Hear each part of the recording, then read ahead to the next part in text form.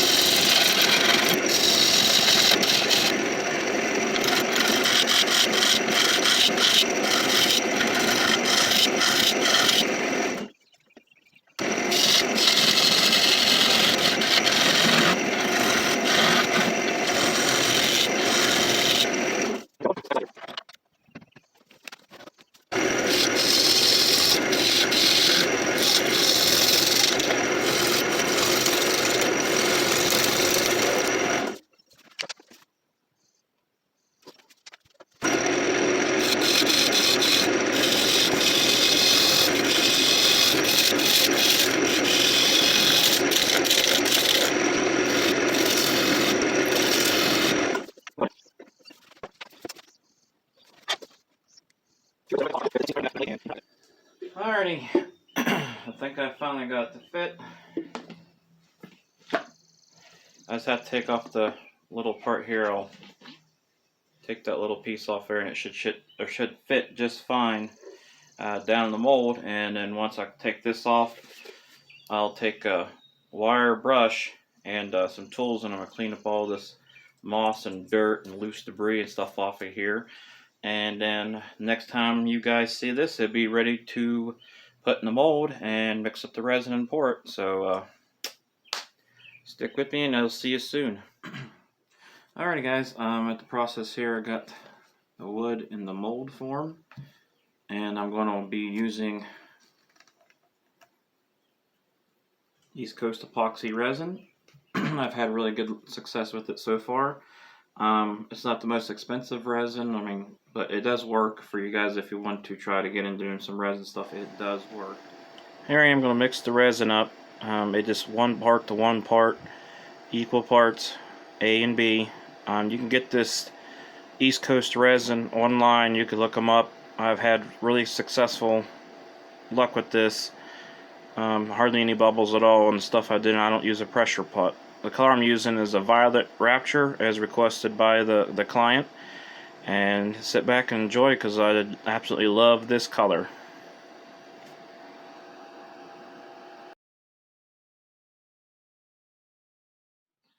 Well, here it is the next day after pouring this. As you see the results, it's kind of hard to see with the lighting. Turned out really nice. It took just a little bit to get it out of the mold. The first time I've used the kind of mold like it, usually I do just a plastic and a bunch of hot glue and this and that, and I decided to try that kind of mold. Once I got it broke free from the edges and stuff, I just took a little couple taps here in the bottom, here and there, and it popped out just fine. So I'm glad that results worked out pretty nice. But I went and drilled my center hole that was still in here from the center, and I'm going to put it on a woodworm screw. I flattened this off. I took the sharp edges off around this. So I should be able to put it on my chuck and the woodworm screw. And I'll true up the sides and maybe try to do here, I'll probably do a mortise. I'm going to do a mortise in the bottom of this. True up the sides, maybe do a little bit of the shaping to it. And I'll turn around and then take the Forstner bits and drill it out and start shaping how I want this lidded pot to work. Or how I want this lidded pot to actually look. So let me get that set up on the chuck, and I'll reposition you guys and we'll get started.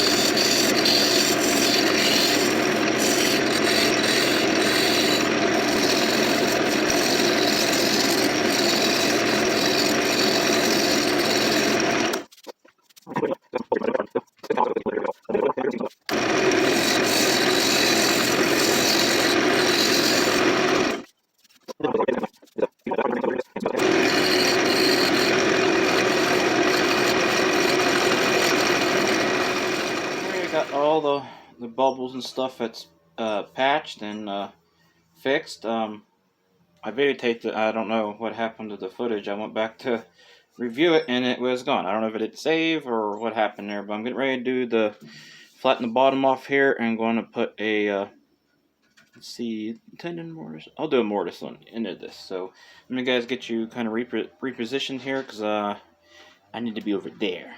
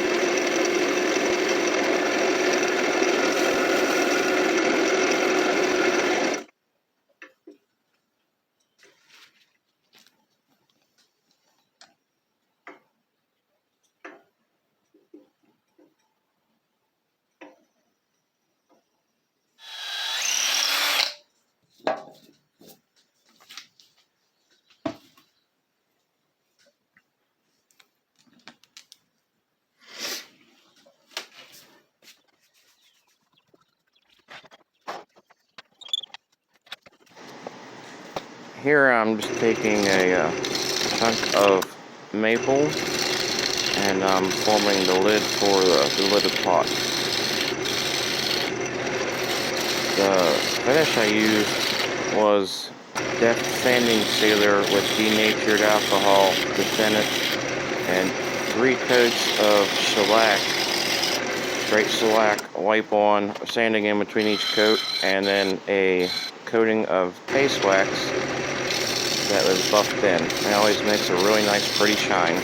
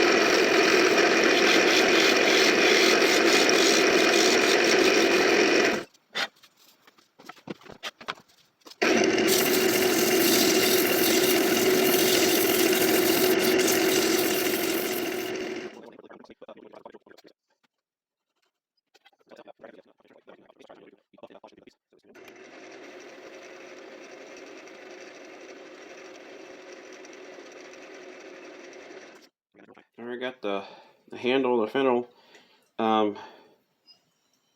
put in the chuck. I've already turned this piece once as just, practice piece, but I kind of like the way it's looking, so I rechucked it in the center of the chuck, which you can do for some smaller pieces, and it holds good enough for this kind of stuff. But it looks like I'm going to have to turn it a little bit. I can't quite get it quite centered the way it needs to be, but I was going to make this a little bit smaller anyway, so I'm going to come in here and readjust this just a little bit, round this tip off here, and resand it and finish it and get this to the right size that I'm going to need to do to insert it into the lid.